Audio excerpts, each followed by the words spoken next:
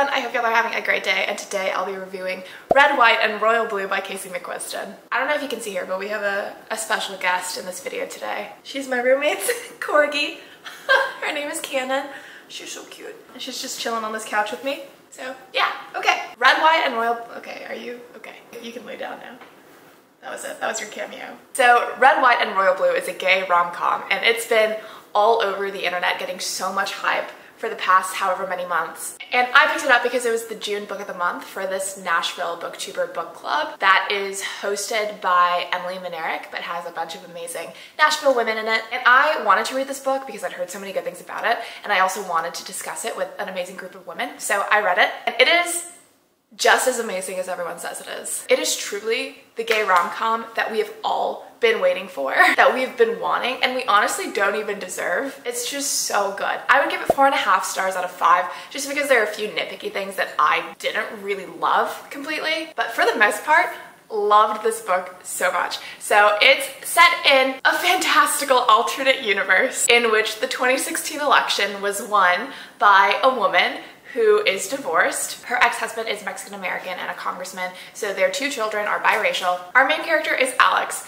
who's the younger of the 2 siblings and is the first son of the United States. And essentially, he starts out hating, but later falls in love with the Prince of Wales, Henry. Henry is gay. Alex thought his whole life that he was straight. Surprise, he's bi. And that's kind of the premise of the story. The book kind of takes place in the near future, where we're coming up on the 2020 election.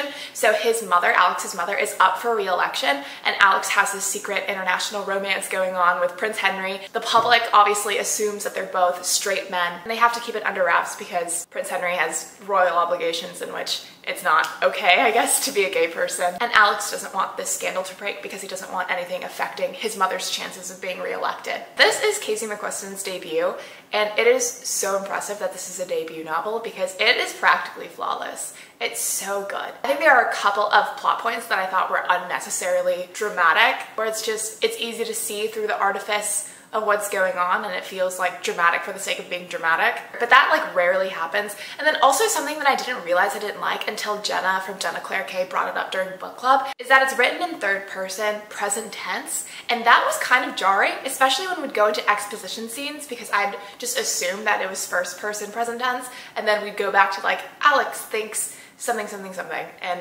you'd remember that it's written in 3rd person. It's just definitely something that I'm not too familiar with, and so it kind of threw me off sometimes. But other than that, this book is so funny. Like genuinely, I think one of the funniest books I've ever read. I have always thought that Rainbow Rowell was my queen of dialogue, and then I read this book and it's a whole nother level. It's really mushy and romantic during some parts, and I think it just really nails the feeling of falling in love. But then literally anytime any of our main characters are together or texting each other or bantering, it is hilarious. It is just excellent witty dialogue. It's really profane, but it's also really intelligent, and it's just so funny. I wish I had a better descriptor than just funny or witty to really represent how good the writing is, but alas, at a loss for words. The romance between Alex and Henry is just pitch perfect. It is so beautifully written. The book is so funny. It's so romantic. It is steamy because it's new adult, so just an FYI for younger readers.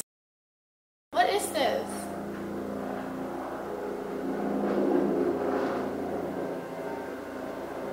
Oh my god, fly away already. Oh wait, what if is this a lawnmower? This book is also so diverse, it's so inclusive. Obviously our 2 main characters are bi and gay. Alex is biracial, he talks about his biracial identity a lot. He grew up in Texas, speaks Spanish and English. There are characters of every color, every creed, every sexuality. It doesn't feel forced, it just feels so organic and natural. Mcquiston is representing the world as it is. And this book is definitely liberal and democratic. Alex's mother, the president, is of the Democratic Party, and she's running against a horrible Republican candidate. It's a little triggering to read about it because it really throws you back into the 2016 election. That's also maybe a warning, you know, depending on your political stance, but I also feel like it seems like such a weird caveat to put on the book.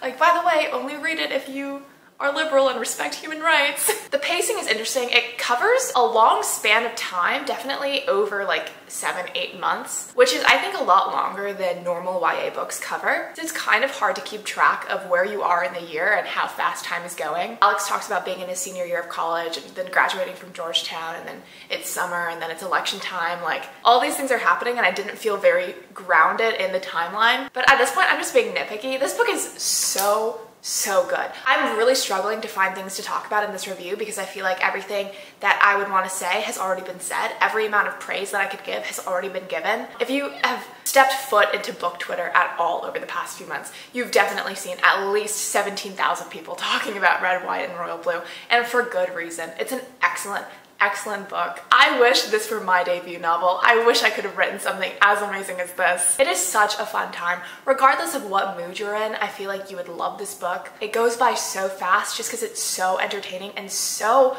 funny. The dialogue is so good. There are so many iconic lines, iconic scenes. This book is so good. It's so good that the English language is really failing me right now because I can't think of anything except for so good, great, fabulous, fantastic. But I need something more. I need something a little more descriptive. Oh, what's wrong? But I need something more. I need something a little more descriptive. I need something that really nails it into you, the viewer, if you haven't read this book, that you need to read it. This is honestly one of the most impressive debut novels I think I've ever read. Casey just nails it. The humor, the romance, the relationships, the politics, everything is so spot on. I wish I had something more groundbreaking to share about this book. I'm really just adding my voice into this mob of readers who stan this book. Red, White, and Royal Blue. Excellent content. So if you haven't read it, you have to. You gotta. The only reason that I think you would hate it is if you don't want to read about a gay romance. Which in that case, it's like, that's kind of on you. But yeah, excellent book, phenomenal debut, and I'm so happy I read it. So glad I got to discuss it with amazing Nashville booktuber women. If you've read it, I'd love to know your thoughts. I'd love to know some of your favorite lines. There's so many good ones to choose from. Oh, this book is just so good. It's so much fun. Thanks so much for watching. I hope you'll have a fantastic day and happy reading. Bye. Oh, Cannon, you look so confused. That's okay. You're so cute. Okay, bye.